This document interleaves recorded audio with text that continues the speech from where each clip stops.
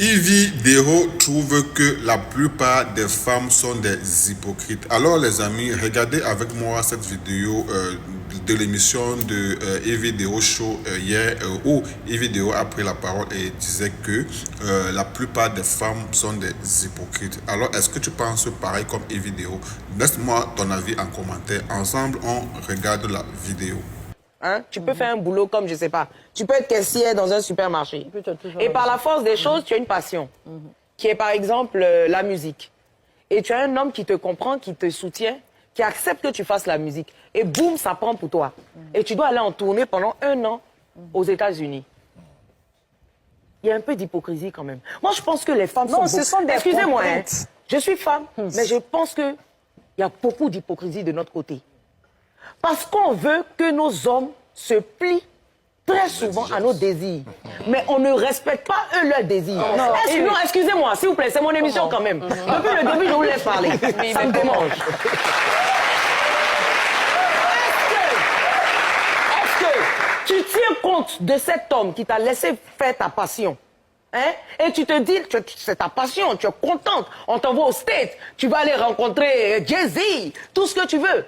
Mais pendant ces 1 an, est-ce que tu te demandes si ce monsieur-là, c'est dans son truc même d'aller là-bas? Déjà, non. Est-ce que tu te demandes... L'homme peut te dire, oui chérie, je suis d'accord, vas-y. Parce qu'il veut te faire plaisir, parce qu'il t'aime. Il veut ton bonheur. Il ne veut pas te bloquer comme ces hommes qui ne permettent pas à leurs femmes de vivre de leur passion ou bien de vivre leur passion ou de faire ce qu'elles ont envie de faire. Il y a des hommes comme ça qui te bloquent, qui te disent non, tu restes à la maison, tu ne travailles pas, moi je vais faire tout. Mais quand il te permet de partir, est-ce que tu te dis, puisque tu ne peux pas venir, tu es parti, tu ne peux pas revenir, billet d'avion, Abidjan, États-Unis là. Chaque semaine. Pourquoi? Chaque semaine, tu es en tournée. Non. Attends, tu es en tournée, laisse-moi terminer. Tu es en tournée chaque semaine.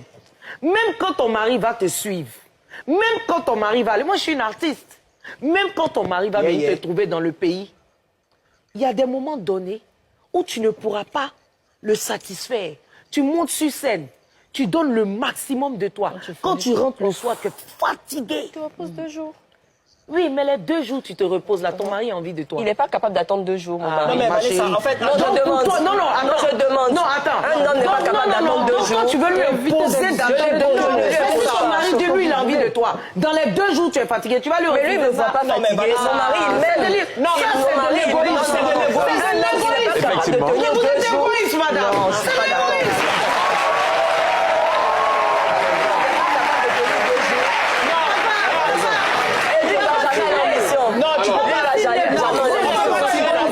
On peut pas tirer le drap sur... Beaucoup de femmes sont égoïstes. Tirer le drap sur sa partie. S'il vous plaît, papa, c'est mutuel en fait. Ce qu'on dit, vous deux, vous avez plus ou moins raison. Hein? C'est vrai qu'il y a de l'égoïsme, comme on dit, mais je pense que pour quelqu'un qui aime sa femme, c'est pas un souci quand elle est carriériste ou bien une personne qui est appelée à voyager, à attendre et puis ne pas faire l'amour pendant 6 mois.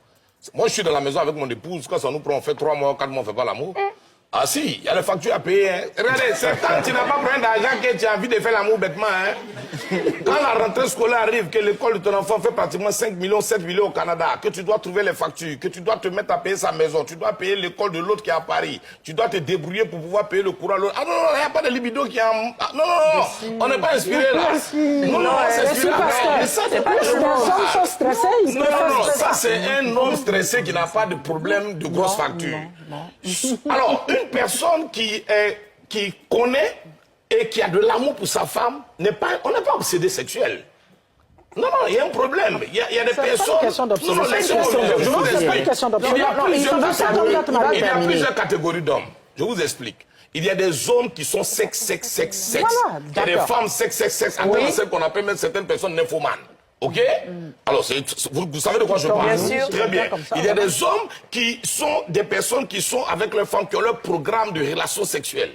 On continue. Il y a des femmes qui sont artistes. Ou il y a des femmes, par exemple, qui travaillent, par exemple, avec le chef de l'État, qui ont 4 ou 5, 6 mois de mission, ou bien des trucs à faire de 3 mois. Mais tu attends ta femme?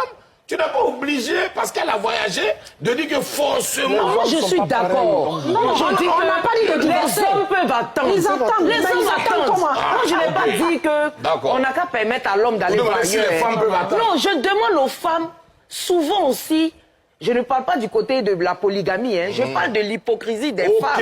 Là, qui c'est pas veulent pareil. forcément, c'est-à-dire un homme. Je ne sais pas comment vous dire ça. non, mais Pendant non, qu'elles-mêmes, elles ne sont pas. Est-ce que vous avez bipé Lionel El Maestro 2.0? Et yo, la famille, ici je suis Lionel El Maestro. Déjà, je comprends maintenant ce que tu dis. Le problème, c'est que les femmes, déjà, quand elles ont un homme, elles accaparent l'homme. La femme, déjà, dans son système, je vais vous donner un exemple plus simple. Pourquoi vous remarquez que l'homme n'a pas de souci avec la maman de sa femme, mais la femme a un souci avec la maman de son mari?